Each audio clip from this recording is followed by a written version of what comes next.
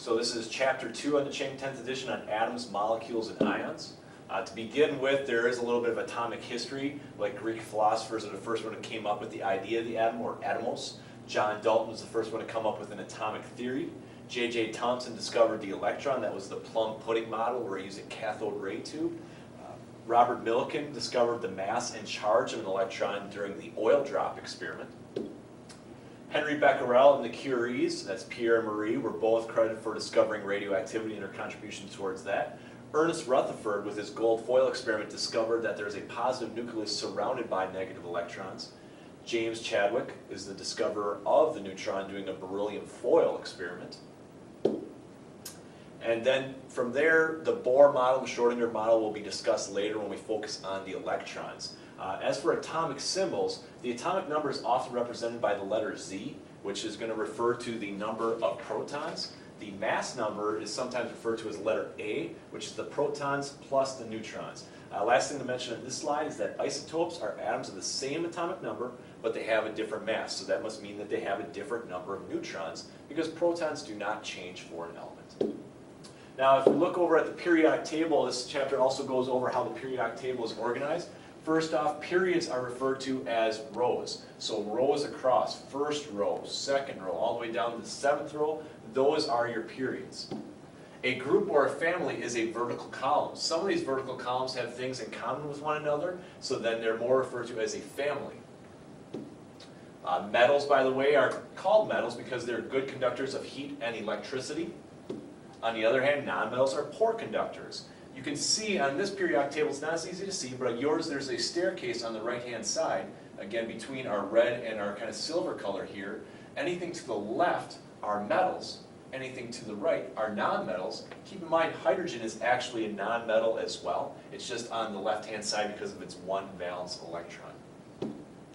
Finally, metalloids is that border. So right on here, the germanium, the gallium, the tin, the antimony, the bismuth, the polonium, these things are called metalloids because they're kind of in between the two. They're a little bit like a metal and they're a little bit like a nonmetal. The first family of the periodic table is the alkali metals. This would be lithium on down to francium. Again, these are very reactive metals because they have one outer electron. The second family, beryllium down to radium, is the alkaline earth metals. Still fairly reactive. You usually don't find them alone in nature, but they're not as reactive as alkali metals. The halogens are the second to last group. This would be fluorine on down to acetine. This is in the kind of the pink color here. They are very reactive for nonmetals because if they gain one electron, they're going to be at a noble gas configuration, which noble gas is the last column here. Helium on down to radon. Again, these are for the most part stable because they have a full shell of electrons. Moving on to molecules and ions, a molecule is a combination of two or more atoms that is chemically combined. An ion, on the other hand, is an atom or group of atoms with a charge. So Na plus is an ion, Cl minus is an ion, but NaCl would be the molecule. A cation is a positively charged ion, an anion is a negatively charged ion. And then an ionic compound is a compound consisting of a positive and a negative charge. The Na plus Cl minus for sodium chloride is a good example of that. Allotropes is more than one distinct form of an element. An example could be carbon can exist as diamond. Carbon can also exist as graphite. There's more than one form for that element, depending on how it's stacked together. The empirical formula for a compound is the simplest whole number ratio of atoms within a molecule. And I believe we'll go over an example of that in a little bit. The book then goes over how to name compounds. If it's an ionic compound, you name the metal first, followed by the nonmetal. We have to remember that charges should balance out. Sometimes we refer to this as the cross and drop method. And I'll give you a simple example of a binary compound like calcium chloride. If you look on the periodic table, calcium is a +2. Chlorine is a -1. So we have to think about how do the charges balance out. Calcium being a +2, chlorine being a -1. I need two chlorines to balance out one calcium. Or the cross and drop method is put the 2 there, the 1 there. The formula for calcium chloride is CaCl2. That was the simplest type of naming that we gave you for ionic compounds. The next type of naming we went over was metals with multiple charges. If you look on your periodic table, in the middle of the periodic table, there's a lot of little numbers over some of the elements. So again, if I was looking at your periodic table, for example, something like iron can be a +2, a +3, or a +6. You don't know what the charge is unless you know the nonmetal's charge. Example could be, I could give you something like FeO. And you have to tell me what is the name of FeO. Well, Fe is iron. O is oxygen, which means make the nonmetal end in "ide", oxide. And then I have to figure out what is the charge on iron. Oxygen is a -2. That will always be that way. So the iron, since there's only one iron to balance that out, must be a +2. So this would be called iron 2 oxide. On the other hand, I could give you a formula like Fe2O3. If I gave you Fe2O3, once again, you have to figure out what is the charge on the iron. What I would do is take my -2 and multiply it by 3, because there's 3 oxygens. That means my total negative charge is -6. 2 irons have to balance that out. So if 2 irons balance that out, it must be iron 3 oxide. The last example I could give you would be FeO3. Oxygen is always a -2. My negative charge is -6. But here, there's only 1 iron to balance it out. So that must be iron 6 oxide. Now if I gave you the Roman numeral and you went straight to the name, obviously just write down the charge for the Roman numeral right away, cross and drop, or however you did prior. The thing to keep in mind here again is that the Roman numeral stands for the charge on the metal. It does not stand for the subscript, which is why FeO3, you notice there isn't a 6 here, but this is called iron 6 oxide. Polyatomic ions. So polyatomic ions, unfortunately for you for the AP test, you do not get this sheet. So you will have to memorize your polyatomic ions. So that's something that you guys have to work on at some point. I will give you an example of a problem with polyatomic ions though. I could give you the name aluminum sulfite.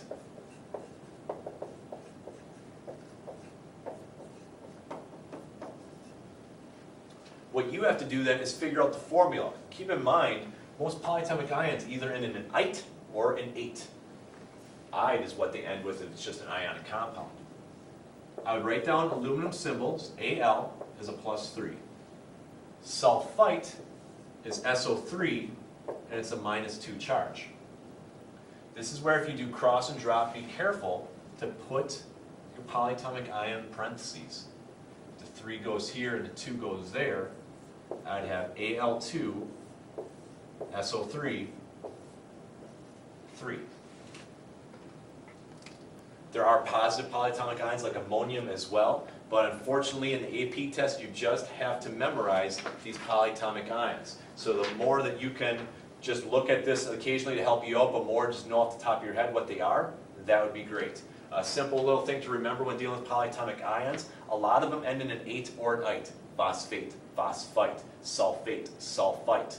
The ate always has 1 more oxygen than the ite does. So for example, nitrate is NO3, nitrite is NO2, sulfate is SO4, sulfite is SO3, same with the phosphates. The last type of naming we taught you was covalent naming. A covalent compound exists between 2 nonmetals. And once again, on your polyatomic ion sheet, we had on the bottom here Greek prefixes that helped you out. You will not get to use this, so you just have to know your Greek prefixes instead. An example, though, could be, let's see here, N2O4. If I give you N2O4, the first thing you should note is this is a nonmetal, this is a nonmetal. So in that case, I have to use my Greek prefixes. What the prefixes say is if you have more than 1 element, you have to say how many there are. Charges don't balance out in a covalent compound. So here, I'd call this dinitrogen, because there's 2 nitrogens, tetraoxide. In And commonly, we don't write tetra with the oxide, we just call it tetroxide. So you drop the double vowel is a very common thing as well. Notice that we did not call this NO2. We do not go to the lowest ratio of the two when we're dealing with covalent compounds, unlike an ionic where you do the lowest ratio of metal to non-metal. Other namings that aren't going to be as familiar to you from Chem 1 are going to be acids. There's 3 naming rules for acids. Usually acids that involve oxygen with the polyatomic ion is what they reference. If it's a hydro-something-ic acid, that means it's hydrogen and the element. A good example would be H2S. H2S is hydrosulfuric acid. The reason why it's H2S is because I need 2 hydrogens to balance out the sulfur. So once again, think of hydrochloric acid, HCl. So if it's just hydrogen and the element, it's a hydro-something-ic acid. Now if it's just an ic acid, like sulfuric acid, that's the 8 polyatomic ion. Here's sulfate, SO4. So I need 2 hydrogens to balance out SO4's -2 charge. So H2SO4 would be sulfuric acid. Just like if it was HNO3, NO3 being the nitrate polyatomic ion, it would be nitric acid. And then the last one is the us acid. This would be the polyatomic ion that ends in ite. So if I gave you H2SO3 as an example, SO3 is sulfite. This would be sulfurous acid. Again, 2 hydrogens balance out the sulfite polyatomic ion, but you can tell all of them contain sulfur, so there has to be a way to distinguish between the 3. Once again, hydrogen with just the element is a hydroic acid, hydrosulfuric acid. Polyatomic ion would be sulfuric acid. This would be sulfurous acid. Last thing to mention about naming is things that are hydrates. We use the Greek prefixes to show the number of water molecules attached to hydrates as well. A very common one that we used was copper 2 sulfate dot 5H2O. If you remember these blue crystals that we used all the time in Chem 1, we called this copper 2 sulfate pentahydrate. So hydrates are things with water loosely bonded to them. You might be asked to name that as well. Let alone we did percent composition problems with those quite a bit also when we were working in Chem 1. Organic naming. Organic naming usually involves a hydrocarbon, which is a hydrogen-carbon compound. There are prefixes of meth, eth, prop, and bute to figure out carbons 1 through 4. So methane would be CH4, that's 1 carbon. Ethane would be 2 carbons, propane would be 3, butane 4, all the way up to decane, which would be 10. If the formula is CN, 2N plus 2 for the hydrogen, that means there's no double bonds and it's what's referred to as an alkane. So an example could be butane. If I say butane, the first thing you should say is 1, 2, 3. Butane means there's 4 carbons. So I immediately know C4.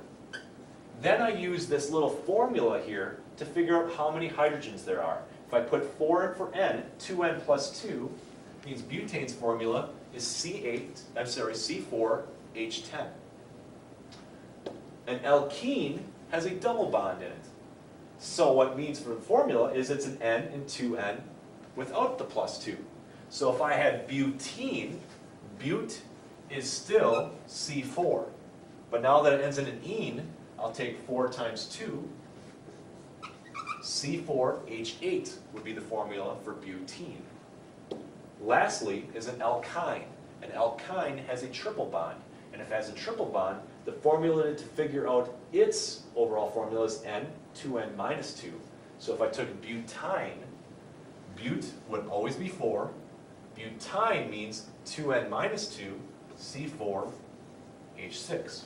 When we get to drawing Lewis dot in organic molecules, you'll be able to see why the number of hydrogens decrease when a double bond or a triple bond is there.